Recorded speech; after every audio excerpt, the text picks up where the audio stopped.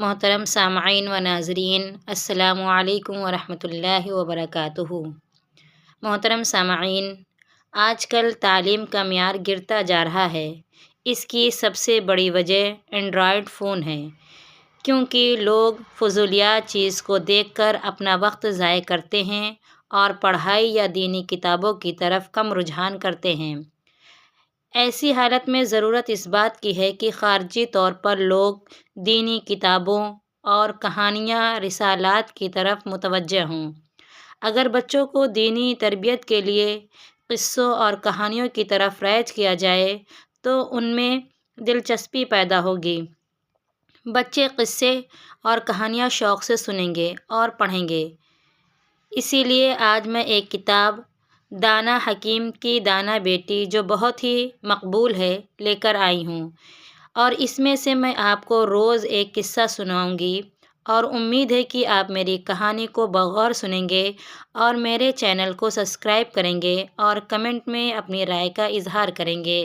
تو آئیے کہانی کی طرف چلتے ہیں، دانا حکیم کی دانا بیٹی۔ کہانی نمبر 3، تماچا کس نے مارا؟ سرکار، اس نالائق کو تو پھانسی دے دینی چاہیے۔ حضور، اگر پھانسی نہ دے تو عمر قید کی سزا ضرور ہونی چاہیے۔ میری رائے تو یہ ہے کہ پوری طاقت سے اس بدتمیز کے 100 کوڑے مارے جائیں۔ ٹھیک سزا تو یہ ہے کہ اس کا ہاتھ کاٹ لیا جائے۔ یہ اور اسی طرح کی رائے راجہ صاحب کے درباریوں نے دی اور پھر کہنے لگے، کیسا بدتمیز ہے وہ شخص جس نے حضور کے گال پر تماچا مار دیا۔ راجہ نے یہ ساری باتیں سنی، پھر پوچھا، تم لوگ جانتے ہو کہ میرے گال پر تماچا کس نے مارا؟ درباریوں نے کہا، حضور، جب ہم نے دیکھا ہی نہیں تو کیسے بتا سکتے ہیں؟ راجہ نے پھر کہا، اچھا سنو، تم میں سے جو بتا دے گا کہ تماچا مارنے والا کون ہے تو اسے 1000 روپیہ انعام دیا جائے گا، اور اگر میرے درباریوں میں سے کوئی نہ بتا سکے گا تو سب کو پھانسی پر لٹکا دوں گا۔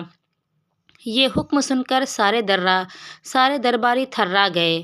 راجہ اٹھ کر محل میں چلا گیا۔ درباری اپنے اپنے گھر گئے۔ سب بہت اداس تھے۔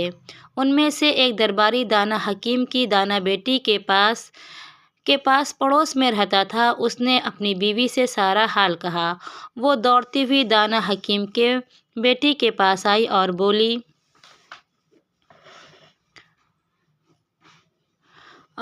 بولی، بیٹی، تم دانا حکیم کی دانا بیٹی ہو، تمہاری دانائی کی دھوم ہے۔ یہ کہہ کر اس نے سارا حال کہہ سنایا اور بتایا کہ راجہ بڑا ضدی ہے۔ اگر اس کو ٹھیک یہ کہہ کر اس نے سارا حال کہہ سنایا اور بتایا راجہ بڑا ضدی ہے، اگر ٹھیک جواب نہ ملا تو سچ مچ وہ سب کی جان لے لے گا۔ دانا حکیم کی دانا لڑکی نے سوچا، پھر مسکرائی اور کہنے لگی، چاچا جی، یہ تو بہت آسان سوال ہے، تو بتاؤ بیٹی، جلدی سے سب کی جان بچا لو۔ چاچا جی، وہ شخص راجہ کا پیارا بیٹا ہی ہو سکتا ہے۔ کیسے؟ بات یہ ہے کہ چاچا جی، راجہ جی راجکمار کو گود میں لیے پیار کر رہے ہوں گے۔ راجکمار ہاتھ پیر چلا رہا ہوگا، بس اسی کا ہاتھ راجہ کے گال پر لگ گیا ہوگا، ورنہ راجہ کے گال پر تماچا کون مار سکتا ہے؟ راجہ نے درباریوں کی عقل جانچنے کے لیے مقدمہ کھڑا کر دیا، اور اگر راجکمار کے علاوہ کوئی اور مارتا تو راجہ توپ دم کرا دیتا۔ شاباش بیٹی، تم نے ٹھیک سمجھا۔ یہ کہہ کر دربار کی بیوی چلی گئی۔ اس نے اپنے شوہر سے پوری بات بتائی، وہ بھی اچھل پڑا۔ دوسرے دن راجہ کو بتایا گیا کہ حضور، آپ کے گال پر تماچا مارنے والا آپ کا پیارا بیٹا راجکمار ہے۔ اس کی سزا یہ ہے کہ تماچے کے بدلے اسے بڑا سا پیار دیں۔ محترم سامعین، امید کرتی ہوں کہ آپ لوگ کو کہانی پسند آئی ہوگی۔ مزید اور آگے کی کہانی کے لیے کل انشاءاللہ ملاقات کرتے ہیں۔